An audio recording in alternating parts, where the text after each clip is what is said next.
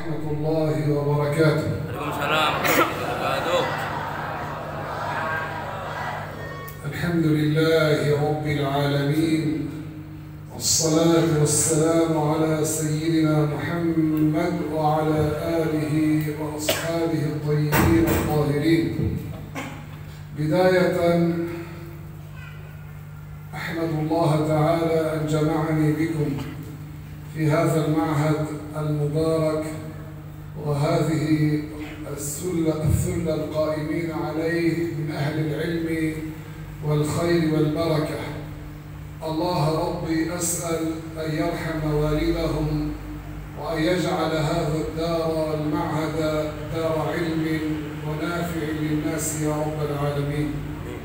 Bismillahirrahmanirrahim. Pada ceramah pagi hari ini, Syekh Bilal Halad memulai ceramahnya dengan salam. Kemudian beliau mengatakan, saya memuji kepada Allah Subhanahu wa Ta'ala yang telah memberikan kesempatan pada pagi hari ini untuk duduk bersama para hadirin.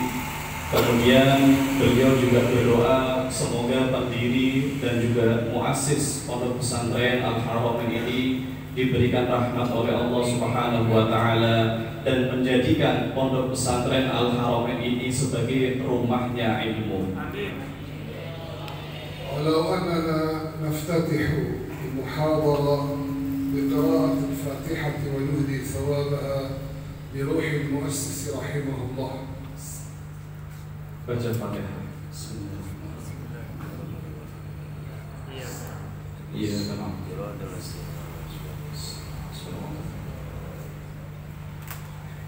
Kata beliau, mari kita mulai muhadharah pada pagi hari ini dengan membaca surat Al-Fatihah yang telah kita baca untuk pendiri pondok pesantren Al-Haramain. أما بعد، أنا اسمي بلال الحلاق. تعلمت في لبنان ثم في سوريا في دمشق، ثم أخذت شهادة الدكتوراه من بلاد المغرب، ودرست في بلاد العرب. يوم من الأيام رجل من أهل العلم والفضل أشار علي أن أذهب إلى بلاد أمريكا، وقال هناك ينتفعون منك. فهاجرت منذ 20 سنة إلى أمريكا، وهناك في أمريكا الناس ما يعرفون العربية، وأقل ممن يجتمعون على مجالس العلم. فضل من الله تعالى وكرم منه عز وجل، اجتمع الناس وأحبوا لغة العرب، ومنهم من تعلمها ومنهم من سافر ليتخصص بها. والآن الحمد لله عندنا معهد ومسجد، أكثر من مسجد وأكثر من معهد في قلب الولايات المتحدة تدرس اللغة العربية والعلوم الشرعية.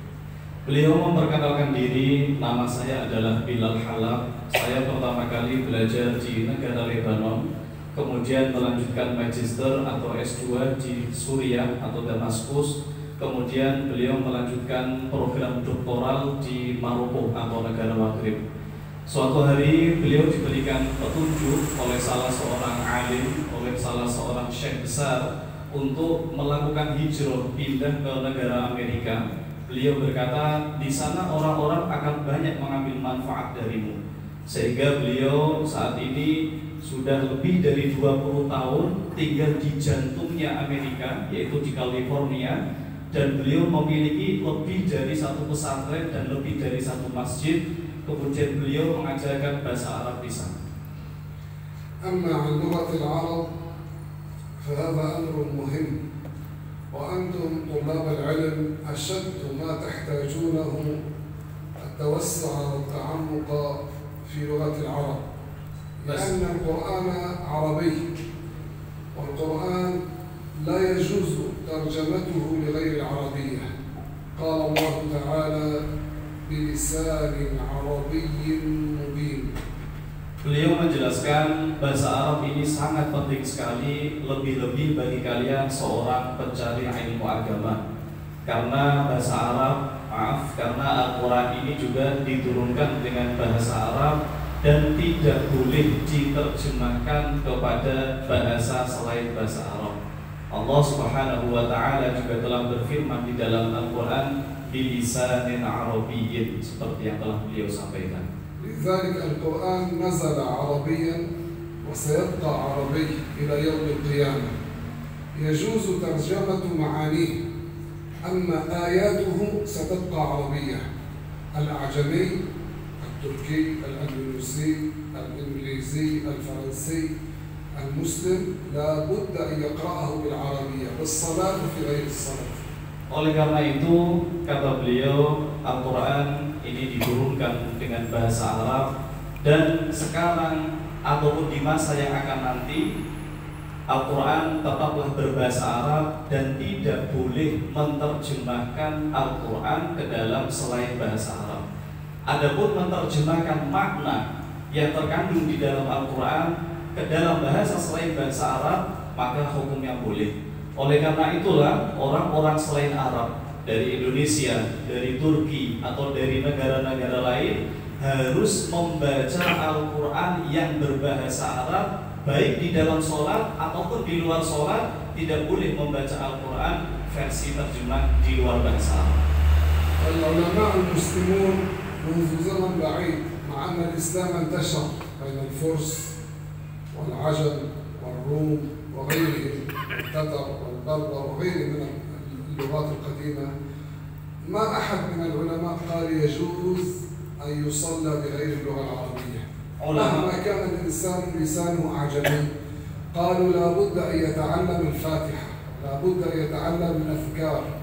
ما أحد، لا أبو حنيفة ولا مالك ولا الشافعي ولا البخاري ولا غيره قالوا هذا الأعجمي يصلي بلغته، لا بد أن يتعلم العربية. Kata beliau, ulama-ulama Islam sejak zaman dahulu, baik dari negara Arab ataupun dari negara Arab, seperti dari negara Furs atau dari negara lainnya, mengatakan tidak boleh mengalih bahasakan atau menerjemahkan bahasa Arab ke dalam bahasa Indonesia ataupun selain bahasa Arab lainnya. Tidak ada, meskipun dari Imam Abu Hanifah ataupun dari ulama-ulama lain, sehingga mereka mengatakan tidak boleh sholat menggunakan selain daripada bahasa Arab, baik itu orang tidak bisa bahasa Arab ataupun bisa berbahasa Arab, harus melafadzkan Al-Quran dengan bahasa Arab. لماذا هذا؟ فقط لأجل العربية؟ لا، لمعنى، لأن لغة العرب التي نزل بها القرآن إذا استبدلت الكلمات تتغير المعاني. معنى الكلمة إذا استبدل بكلمة أخرى بلغة أخرى يتغير المعنى.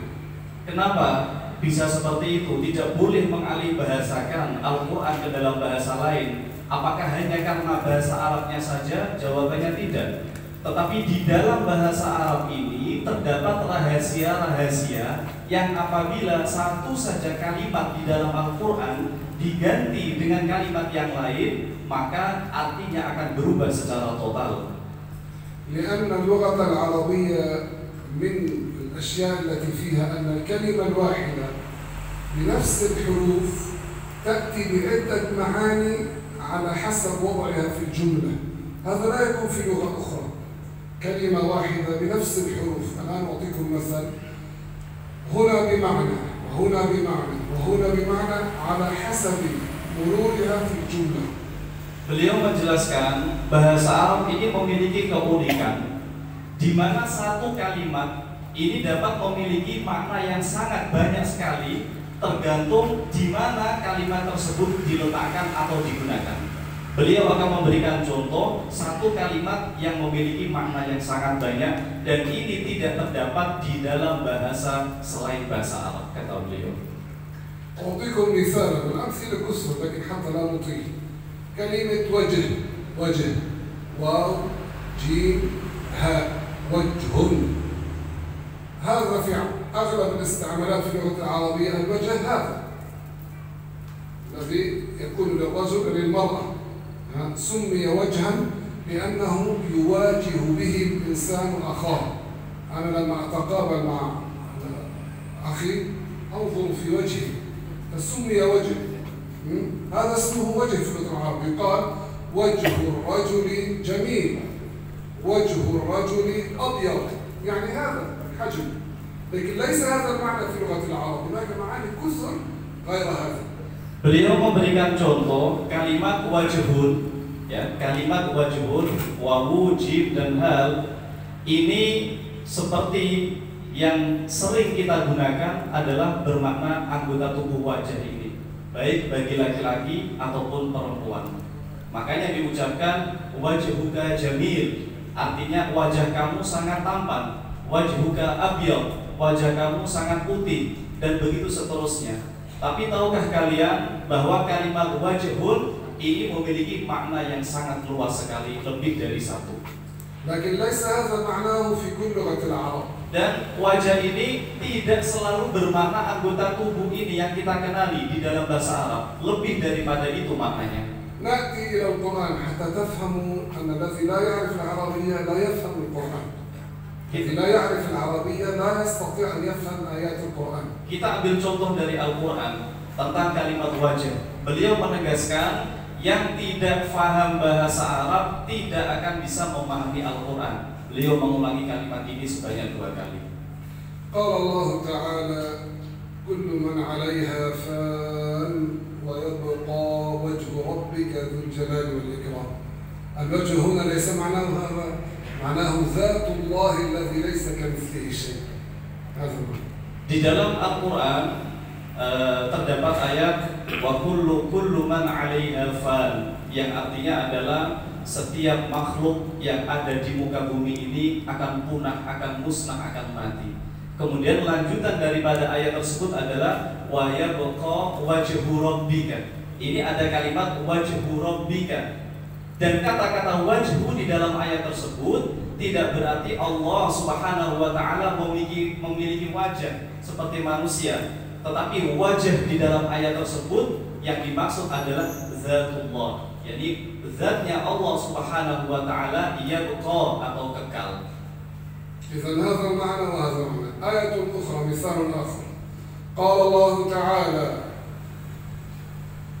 وما لأحد عنده من نعمة تجزى إلا ابتغاء وجه ربه الأعلى. ما معنى الوجه هنا؟ إلا ابتغاء رضا الله وثواب الله. إذن هنا الوجه بمعنى الثواب، هناك بمعنى الذات، في لغتنا بمعنى الوجه، هذا مختلف في المعاني. Kemudian ada di ayat yang lain kalimat wajh sama-sama disandarkan kepada lafaz Rabb, ila ibtigha'a wajhi rabbika. Yang dimaksud dalam kalimat tersebut wajh bermakna ridhonya Allah Subhanahu wa taala, di mana setiap amal yang dikehendaki mencari wajhu rabbika, ridhonya Tuhanmu, maka akan mendapatkan balasan pahala dari Allah. ما تقولون لوجه الله أنتم؟ نعم وجه يعني الله. أطعمتم لوجه الله، سمحتم، ما تستعملون هذه الكلمة في لغتكم؟ بلى شيخ. في العامية حتى يقولون أطعمت الفقير لوجه الله، يعني بثواب الله.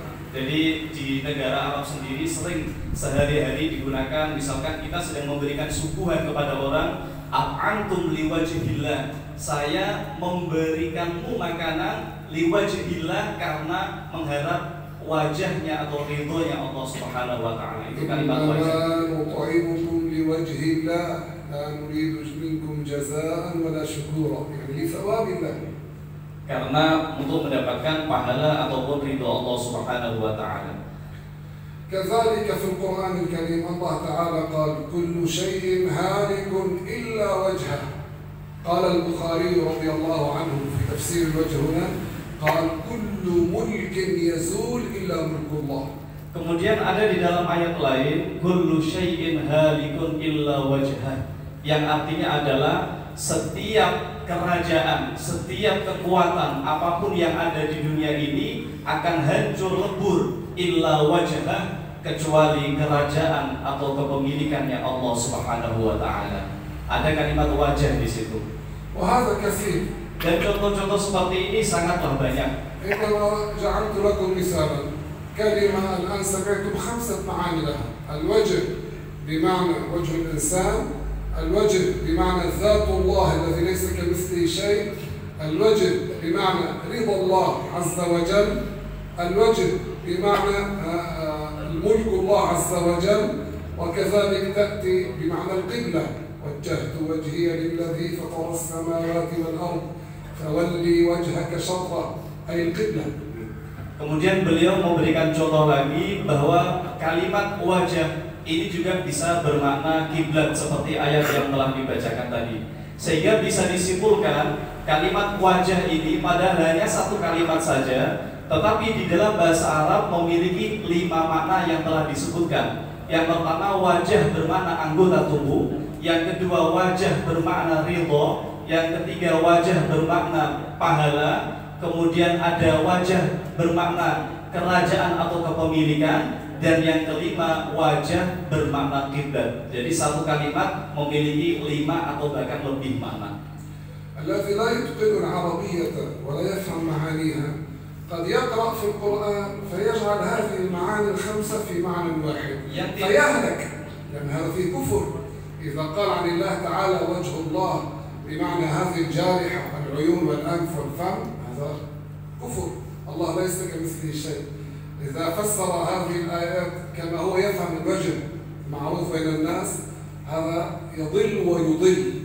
ولذلك أهمية اللغة العربية بفهم القرآن ضرورية. Oleh karena itulah orang yang tidak memahami bahasa Arab secara baik bisa saja ketika dia membaca Al-Quran kemudian menemukan kalimat wajhu rabbika, sementara dia hanya mengetahui bahwa makna daripada kalimat wajah adalah wajah seperti anggota tubuh ini, maka tentu dia akan menafsirkan bahwa di situ adalah wajahnya Allah Subhanahu wa taala, sehingga dia terjerumus kepada aqidatut tasybih, menyerupakan Allah Subhanahu wa taala dengan makhluknya, dan ini adalah kekufuran, keluar dari agama Islam karena Allah Subhanahu wa taala tidak bisa diserupakan dengan makhluknya. عرفتم لماذا العربية لا تترجم القرآن لا يترجم وأهميتها في القرآن والحديث النبوي الشريف؟ عرفتم؟ Beliau bertanya, sekarang kalian apakah mengetahui kenapa Al-Quran tidak boleh diterjemahkan ke dalam bahasa lain, dan kalian sudah tahu betapa pentingnya bahasa Arab? Man jawab? بلا عرفتم؟ عرفنا في لغتكم هكذا كلمة لها عدة معاني؟ يوجد بعض الكلمات ما تسمون اليد؟ tangan. تاكن؟ بالإندونيسيا tangan. تاكن؟ Tangan. تاكن. Nah. هذه التاكن. tangan تاكن. tangan أنا أعلم بالعربية لا أتعلم الإندونيسية. هذه اليد التاكن كما قال أخي. هذه أيضا في القرآن الكريم لا تأتي بمعنى الأصابع والكف. يد في لغة العرب يقال مثلا أمسك بيدي، أمسكت القلم بيدي بهذه، لكن الله تعالى قال في القرآن الكريم يد الله فوق أيديهم، ليس معناه هنا أن الله له يد يضعها فوق أيديهم، هنا بهذا الموضع معناها العهد، عهد الله الذي أخذه الصحابة على الرسول العهد الله مطلع عليه، هذا معناه. Jadi beliau menjelaskan contoh yang selanjutnya ini adalah kalimat al-yad. Yad seperti yang sudah kita ketahui dalam bahasa Indonesia berarti tangan, yaitu anggota tubuh. Seperti contoh amsik biyadika, peganglah ini dengan tanganmu, berarti menggunakan tangan seperti ini. Tapi perlu diketahui bahwa kalimat yad di dalam Al-Quran ini juga diidhofahkan atau disandarkan kepada Allah Subhanahu wa taala, yang bukan berarti Allah Subhanahu wa taala memiliki tangan seperti manusia. Makanya ada di dalam ayat yadullahi fawqa aydihim. Ini bukan berarti tangannya Allah diletakkan di atas tangannya para sahabat, tidak, melainkan adalah ahdullah, pengetahuan atau janji Allah Subhanahu wa taala sesuai dengan apa yang dikatakan oleh para sahabat, seperti itu. فإذا هذا واسع الأمثلة على ذلك، إنما أردت أن أبين لكم أهمية تعلم العربية. أمر آخر، كثير من غير العرب الأعاجم يظنون أن العربية صعبة، وهذا غير صحيح. اللغة العربية أسهل وأكثر لغة ممكن أن يتعلمها الإنسان بسرعة. أسهل اللغات الذي على وجه الأرض اليوم اللغة العربية. لا ينبغي لكم ولا لكن فهموا علي أن تظنوا أو تظنن أن اللغة العربية أمر صعب بل هو من أسهل ما يكون. Beliau menjelaskan ini adalah sedikit daripada contoh dan masih banyak contoh-contoh yang lain. Kemudian beliau melanjutkan, kebanyakan orang-orang ajam adalah non-Arab menganggap bahwa belajar bahasa Arab adalah sesuatu yang sangat sulit. Makanya beliau menegaskan perlu diketahui bahwa mempelajari bahasa Arab adalah sesuatu yang sangat mudah sekali. Bahkan beliau mengatakan bahasa Arab merupakan di antara bahasa yang paling mungkin dan mudah untuk dipelajari. الدليل على ذلك ما الدليل أن اللغة العربية سهلة؟ Beliau bertanya apa dasar atau dalilnya bahwa bahasa Arab itu mudah. قول الله في القرآن ولقد يسرنا هذا القرآن للذكر فهل من مدكر. الله قال يسرنا. تجد إنسان بينكم أليس بينكم من يحفظ من المصحف سور القرآن؟ أنا أعرف أن بينكم وبينكن من يحفظ القرآن كله كم جزء؟ أجزاء. هذا الذي يحفظ أجزاء بالعربية لو كلمته كيف حالك كيف صحتك يرتبك ما يكلمه. لكن في القرآن يحفظ غيبا، يحفظ سورة الكهف، سورة الرحمن، سورة البقرة، سورة المائدة، وهي كلها بالعربي، وهو يكون عمره ما تجاوز 12 أو عمرها 15 سنة. لا تتكلم العربية وتحفظ سورة مريم، لا يتكلم العربية ويحفظ سورة ياسين. أليس هذا دليل على أنه ميسر؟ ولقد يسرنا القرآن للذكر. الله قال جعلناه سهلا على نفوس الناس. إياك أن تظن أو أن تقول العربية صعبة، ليست صعبة. Maka beliau menjelaskan apa dasarnya atau apa dalilnya bahwa bahasa Arab itu mudah. Allah Subhanahu wa taala telah berfirman di dalam Al-Qur'an, "Wa laqad yassarnal Qur'ana lidzikr." Yang artinya sungguh benar-benar aku telah memudahkan Al-Qur'an ini untuk dihafalkan.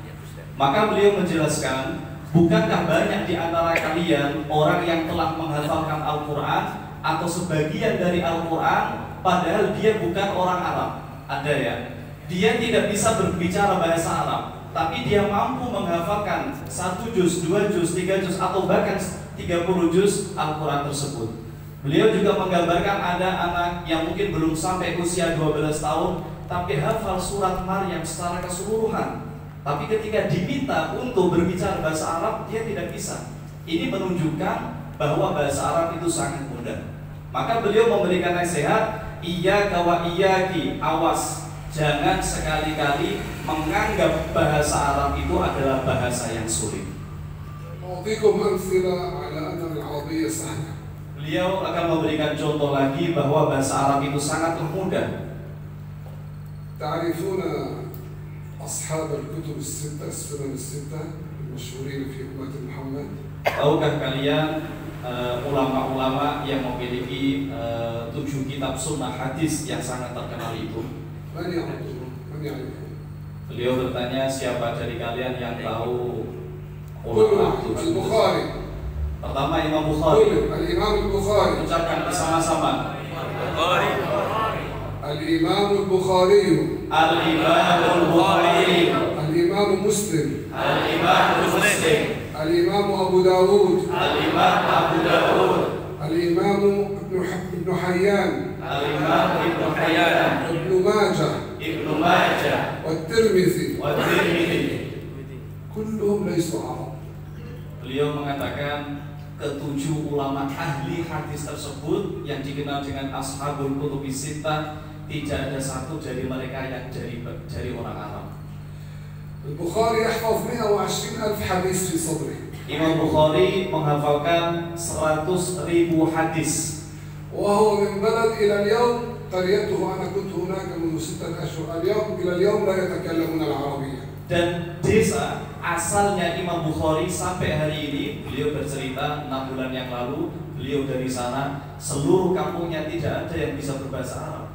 الترمذي من بلد ناحية أفغانستان يقال لها ترمذ، تجول فيها ليلا نهارا لا تجد إنسان يعرف كلمة عربية.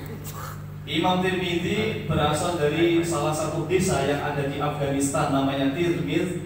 Jika kamu jalan-jalan di sana siang malam, kamu tidak akan menemukan satu orang pun yang bisa berbahasa Arab. الإمام مسلم من أشهر علماء المسلمين، أي إنسان في الدنيا لما يسمع رواه مسلم يعرف أن هذا عالم، ما بيسأل مين هذا مسلم.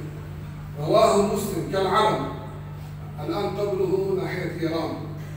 Imam Muslim adalah imam yang sangat masyhur sekali, semua orang Muslim tahu, banyak meriwayatkan hadis, maka sering diucapkan rawahu Muslim, rawahu Muslim.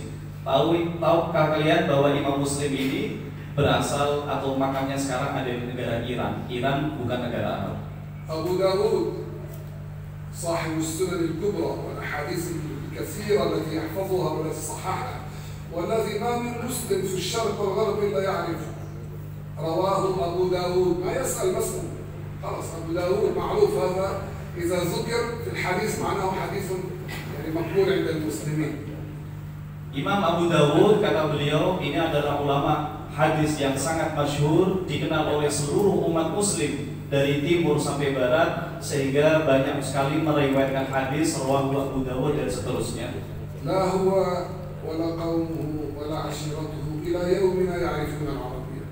Tidak dia, tidak keluarganya ataupun kaumnya sampai sekarang yang berbicara bahasa Arab. هو من أين أبو داود؟ Dari manakah Abu Dawud ini? سجستان. Dari Sijistan. الآن جوجل ما يعرفها، سجستان هي موجودة، لكن من كثرة من أنها قرية نائية لو بحثت في جوجل لا تجدها. Beliau Imam Abu Dawud ini dari desa Sijistan. Sampai beliau mengatakan, jangankan kalian, Google saja tidak tahu di mana itu Sijistan. عرفتم أن العربية سهلة؟ هؤلاء لا كان في أيامهم إنترنت ولا كان في أيام كتب مطبوعة معاجم. اليوم يوجد ما تفسر تقولون عن هذا الذي يترجم من العربية إلى الإندونيسية مثلا، ترانسليت، المعاجم، الفهارس، المترجم. ما كانوا رحلوا على أقدامهم، تمكنوا بالعربية أكثر من العرب. بل أزيدكم في البيت شعرا إيش؟ من هو رأس اللغة العربية؟ يعرفون درسوا في المعاهد ترجمنا. Beliau mengatakan ulama-ulama yang telah disebutkan tadi semuanya tidak datang dari negara Arab. Kita bayangkan pada zaman tersebut tidak ada internet, tidak ada Google Translate, tapi mereka berjalan dari satu kampung ke kampung yang lain, menempuh perjalanan yang sangat panjang untuk mempelajari bahasa Arab. Bahkan dikatakan oleh beliau, kemampuan mereka para ulama tersebut di dalam bahasa Arab melampaui dari orang-orang Arab asli. Kemudian ingin bertanya beliau, tahukah kalian siapakah pemimpin orang-orang yang paling pandai berbahasa Arab? Kata beliau, إمام اللغة العربية بلا منازع عند المسلمين من هو؟ beliau tanya, من يعرف؟ imamnya orang-orang yang ahli bahasa Arab, siapa dia? سيبويه. الله يكرمك. سيبويه هذا لما يذكر سيبويه رأس اللغة عند العرب وعند العجم. قديش في علماء بمكة، بالمدينة، باليمن، في الحجاز، في الشام، في المغرب، وكلهم عند سيبويه. كل علماء الدنيا هذا سيبويه ما كان عربي، كان فارسي، حتى اسمه فارسي، اسمه ليس اسماء العرب، اسمه من اسماء الفرس. أنا أذكر لكم حتى لا تقولوا صعبة، ليست صعبة. Jadi beliau menceritakan Sibawai, ini insya Allah santri-santri sudah pernah dengar namanya gitu. Sibawai ini adalah pemimpinnya orang-orang yang ahli di dalam bahasa Arab, Imamul Lughatil Arabiyyah. Para ulama Arab ataupun non-Arab di seluruh dunia mereka mengambil ilmu dari Imam Sibawai ini. Tahukah kalian bahwa Imam Sibawai ini adalah bukan orang Arab? Bahkan namanya Sibawai ini juga bukan nama Arab. مفسرو القرآن المشهورون كتب التفسير. Kemudian تفسير ابن حيان الأندلسي أشهر التفاسير اسمه البحر المحيط. مؤلفه ليس عربيا. Kemudian setelah membahas tentang bahasa Arab, beliau menjelaskan tentang ilmu tafsir. Salah satu kitab tafsir yang sangat terkenal adalah Al-Bahrul Muhit yang dikarang oleh Abu Hayyan Al-Andalusi, dan beliau bukan orang Arab. عرفتم لماذا ينبغي أن تتعلموا العربية وهذا شيء سهل؟ هؤلاء الأعاجم ليسوا عرب، العرب يتعلمون منهم. علماء العرب يستدلون بكتبهم وبعلومهم، فإذا هذا لسان العرب ليس لسانا صعبا، سهل جدا جدا جدا، لكن لا بد له من جهد. إنما الذي يحصل في أيامنا أن كثير، وهذا للأسف كثير من طلبة العلم لا يبذلون همة في لغة العرب، هذا مؤسف. Tahukah kalian betapa bahasa Arab itu sangatlah mudah? Ulama-ulama yang telah disebutkan oleh beliau, mereka tidak datang dari Arab dan bukan orang Arab. Akan tetapi ulama-ulama Arab ataupun non-Arab dari macam-macam fan ilmu, justru mereka belajar dari orang-orang tersebut yang notabene-nya adalah bukan orang Arab. Oleh karena itu, beliau memberikan nasihat kepada kita semua untuk menguatkan niat dan semangat belajar bahasa Arab. Tetapi yang menjadi masalah saat ini adalah banyak, kata beliau, dari santri-santri yang himmahnya lemah, semangatnya lemah untuk mempelajari bahasa Arab. Syekh الذي علمني وجاء هو إلى بلاد العرب وليس للعرب. Beliau mengatakan seorang syekh yang menunjukkan beliau hijrah ke Amerika, yang mengajarkan beliau bahasa Arab, bukanlah orang Arab. لذلك يا إخواني والأخوات عليكم أن تبذلوا جهدا، هذا فيه خير كبير. يعني لا ينبغي لطالب العلم أن يتحادث مع أخيه أو مع الأستاذ أو فيما بينكم بغير العربية. Beliau mengatakan, oleh karena itu marilah kita curahkan tenaga dan kemampuan kita untuk mempelajari bahasa Arab. Sehingga tidak baik, kata beliau, ada satu santri dengan kawannya atau santri dengan gurunya berbicara dengan selain bahasa Arab. الأمريكان في أمريكا الذين يسلمون وغير المسلمين هم يبذلون جهدا ليتعلموا هذه اللغة، يبذلون جهدا واسعا ويصرفون أوقاتا وأموالا ليتعلموا لغة العرب. وبعض الذين عندهم أساتذة عرب وبين أيديهم كتب عرب لا يتكلمون العربية، أليس هذا شيء عجيب؟ Jadi beliau mengatakan, kesaksian beliau, orang-orang Amerika baik yang sudah masuk Islam ataupun yang belum masuk Islam sekarang menjadi tren bagi mereka untuk mempelajari bahasa Arab. Mereka mencurahkan waktunya, mereka mencurahkan hartanya untuk dapat mempelajari bahasa Arab. لذلك لا ينبغي أن يترك هذا الأمر، ينبغي أن يمرن اللسان. ليس الشخص يقف في الصلاة يقول الحمد لله رب العالمين ثم يقول السلام عليكم، بعد ذلك لا يتكلم ولا كلمة عربية. لا، كيف هذا؟ كيف يتكلم العربية لغة القرآن؟ يتكلموا فيما بينكم بالعربية. هناك في أمريكا أنا أحدثكم لما ذهبت كثير من الناس قالوا تعلم الإنجليزية وعلمنا بالإنجليزية، قلت أنا لا أتكلم إلا بالعربي حتى هم يتعلموا. إذا واحد من أولاد المسلمين كلمني بالإنجليزية وأفهم عليه وأستطيع أن لا أرد عليه، أحيانا يبكي لا أرد عليه إلا بالعربي حتى يبذل جهد. كيف بعض أولاد المسلمين يقولون هم العربية قريبة منهم يبتعدون عنها؟ Jadi beliau menasihati kita semua untuk membiasakan yumadir, membiasakan lisan kita supaya berbicara bahasa Arab. Kalian sholat mulai dari Alhamdulillahirabbil alamin sampai dengan Assalamualaikum, bukankah dengan bahasa Arab? Ya, kenapa setelah sholat kembali ke dalam bahasa Indonesia? Kenapa tidak dibiasakan dengan menggunakan bahasa Arab? Beliau menceritakan bahwa di Amerika banyak sekali para orang tua yang membawa anaknya kepada beliau supaya diajarkan tentang ilmu agama. Tapi beliau memiliki peraturan, saya hanya mengajarkan dengan bahasa Arab. Meskipun beliau juga bisa berbahasa Inggris 20 tahun di Amerika dan bisa memahami bahasa Inggris, tapi beliau hanya mengajarkan dengan bahasa Arab. Bahkan para murid-murid, para orang tua itu menangis ingin diajari beliau, tapi beliau tetap ingin membiasakan supaya berbicara dengan bahasa Arab kepada santri-santrinya meskipun orang Amerika asli. الرسول صلى الله عليه وسلم قال في الحديث: أحب العربية لثلاث، أحب العربية لثلاث، لأني عربي، ولأن القرآن عربي، ولأن لغة أهل الجنة العربية. الإنسان المسلم إذا كان الرسول قال هذا في العربية كيف لا يتعلمها؟ كيف يستصعبها؟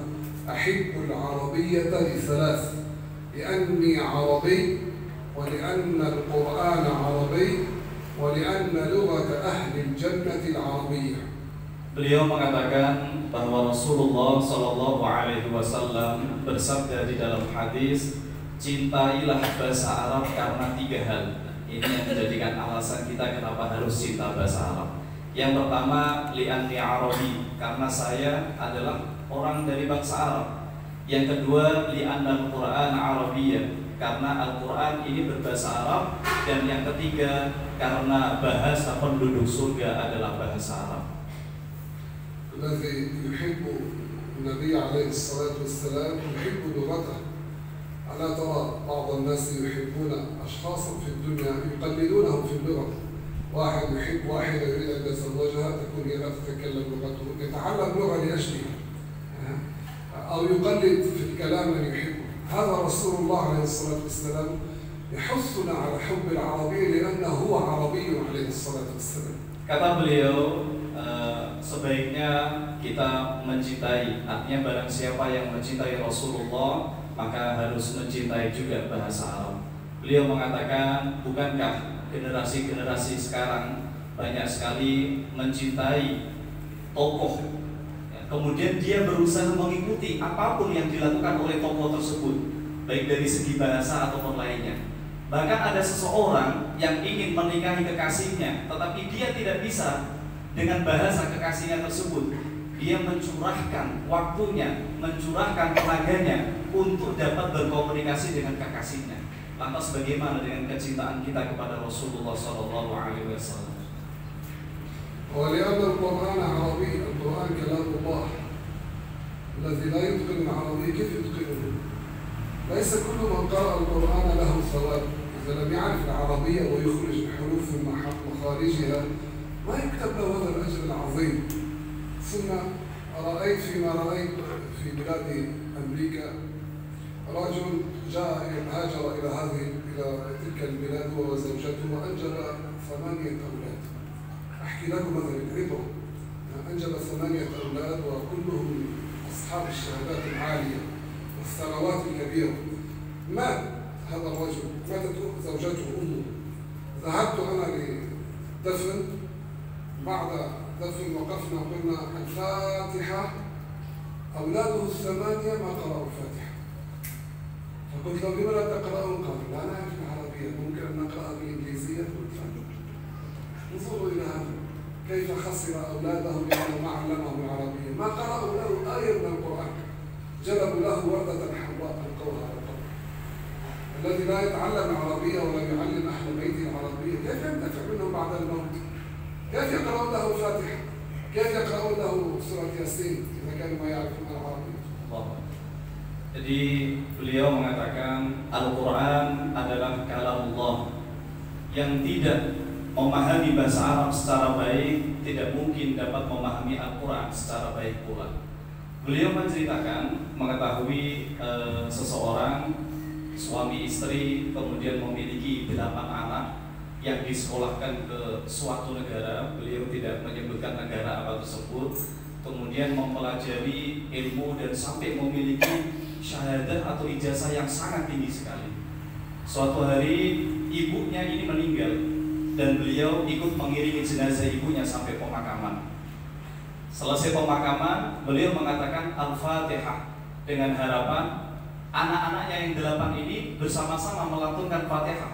Tapi satu pun tidak ada yang bisa melafalkan Fatihah. Disekolahkan tinggi-tinggi, tapi untuk membaca surat Al-Fatihah saja tidak bisa. Bukankah merugi orang tua tersebut, kata beliau. القرآن عربي معناه اللفظ المنزل على النبي عليه الصلاة والسلام بلغة العرب. هذا كلام الله، لكن لا نقول الله يتكلم العربية. هذه مسألة مهمة. لما نقول القرآن عربي ليس معناه الله جل جلاله الذي ليس كمثله شيء كلامه عربي. الله موصوف بالكلام، الله قال وكلم الله موسى تكليما، لكن كلام الله ليس حرفا ولا صوتا ولا لغة عربية ولا غيرها. هذه اللغة العربية التي نزلت على محمد لنفهم نحن ما أمر الله وما أحل وما حرم. Beliau mengatakan yang dimaksud dengan Al-Quran adalah bahasa Arab, adalah Al-Quran yang diturunkan oleh Allah Subhanahu wa Ta'ala kepada Rasulullah. Al-Quran yang kita cetak, yang kita baca, itu berbahasa Arab. Bukan berarti kalamullah, bukan berarti Allah Subhanahu wa Ta'ala itu berbahasa Arab sebagaimana kita berbahasa Arab, tidak. Ini adalah masalah yang sangat penting, karena beliau sampaikan tadi bahwa kalamnya Allah Subhanahu wa Ta'ala tidak berupa huruf, tidak berupa suara, tidak berupa bahasa, melainkan Al-Quran ini diturunkan oleh Allah Subhanahu wa Ta'ala kepada Nabi Muhammad SAW supaya mudah dipahami. Bukan berarti Allah berbahasa Arab. Ini masalah yang sangat penting. Allah Tabaraka wa Ta'ala la yajuzu an yusafa bikalam biharf wa sawt. Hadhi الكلام نحن سواء كان عربي أو إندونيسي أو غيره من اللغات حروف، إطباق الشفتين وتحريك اللسان حروف، هذا لا يجوز على الله. الله متكلم له صفة الكلام، لكن كلام الله لا يشبه كلام الخلق. هذا القرآن حتى يفهم الخلق ما أحل الله وما حرم، فأنزله الله بلغة عربية. يقال القرآن عربي ولا يقال الله يتكلم العربية. Kata beliau, kalamnya Allah Subhanahu wa Ta'ala tidak boleh diserupakan dengan kalamnya makhluk. Makhluk berbicara dengan suara, makhluk berbicara dengan huruf, makhluk berbicara dengan menggerak-gerakkan lisan, bibir dan seterusnya anggota tubuh. Tetapi Allah Subhanahu wa Ta'ala kalamnya tidak seperti kalamnya makhluk. Adapun Al-Quran diturunkan oleh Allah Subhanahu wa Ta'ala kepada makhluk, kepada Nabi Muhammad SAW dengan berbahasa Arab supaya mudah difahami. Bukan berarti kalamnya Allah Subhanahu wa Ta'ala itu berbahasa Arab, bukan. هذا في لغة العرب يسمونه عبارة. إيش يعني عبارة؟ عبارة شيء يعبر عن شيء آخر. Ini أعطيكم مثال. إذا كتبت أنا على الحائط أو ما تسمونه اللوحة السبورة على الحائط وكتبنا هنا كلمة النار، ألف لام نون ألف راء، هل معناه أن هذه إذا وضعت إصبعك تحرق؟ هل المرأة تأتي بوعاء الطعام تضعه عليه حتى ينضج؟ لا، هذه حروف ألف لام نون ألف راء تدل على شيء يحرق. إيش بيسموها هذه؟ عبارة، لكن ليست هي النار. إذا كتبت ذئب هل معنى هذا الذي عض؟ لا، هذا يدل على حيوان مفترس هكذا. Kata beliau, ini di dalam bahasa Arab disebut dengan ibarah. Ibarah ini adalah ungkapan, mengungkapkan sesuatu dengan perkara lain. Beliau memberikan contoh, misalkan beliau menulis kalimat an-nar yang berarti api. Seseorang menulis kata api di papan tulis atau di tembok. Apakah ketika tulisan ini dipegang rasanya panas?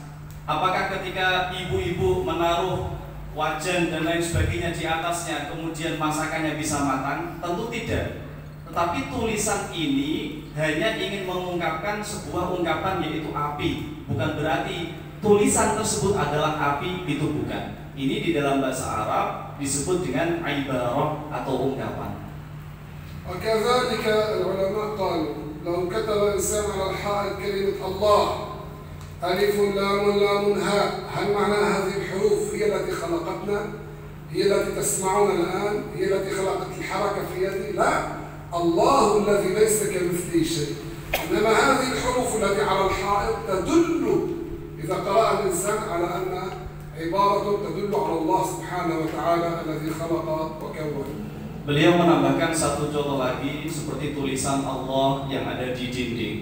Pertanyaannya, apakah tulisan itu adalah zat yang menciptakan kita? Adalah tulisan itu adalah Allah yang mendengarkan kita saat ini? Tentu bukan.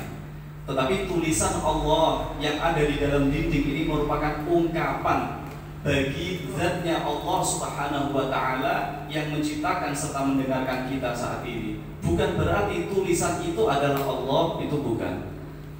ثم في الحديث أيضا ولأن أهل الجنة لغتهم ولأن أهل الجنة يتكلمون العربية معناه كل أهل الجنة الله يخلق في أفواههم العربية. أنتم أندلسيون إذا دخلتم الجنة إن شاء الله تدخلونها آمين. لن تتكلموا الأندلسية فوق في الجنة لأن الجنة فوق. الروس، الإنجليز، الفرنسيون، الترك، كل هؤلاء إذا دخلوا الجنة هذا يغيب اللغة التي كانوا يعرفونها لا يتقنونها. الله يخلق فيهم العربية. كل أهل الجنة من آدم إلى من طارت عليهم الساعة من أهل الجنة يتكلمون العربية. كم هي عظيمة هذه!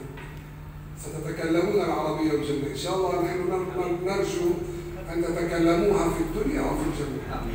تكلموها في الدنيا حتى تصلوا إلى الجنة إن شاء الله.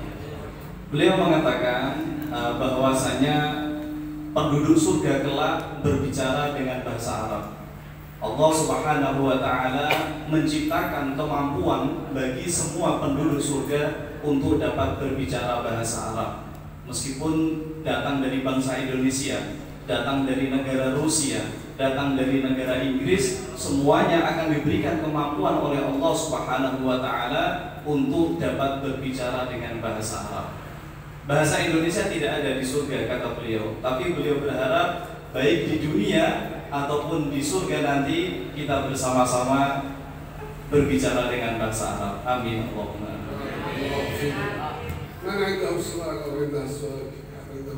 Beliau mengakhiri muhadharahnya ini dengan menawarkan pertanyaan barangkali dari hadirin yang ingin bertanya, baik itu dari materi yang beliau sampaikan atau dengan masalah-masalah lain.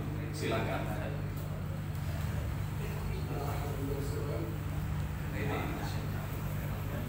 طيب أنا أسأل الواحد من منكم حفظ الحديث أحب العربية لثلاث. Kalau begitu giliran beliau yang bertanya kepada hadirin, siapa yang sudah hafal hadis ahibbul arabiyyata li salas? Siapa yang sudah hafal hadis tersebut? سهل جدا. في الماضي الأولاد النساء كانت تسمى الجارية البنت الصغيرة كانوا يحفظون الشعر يسمعونه مرة واحدة يحفظونه.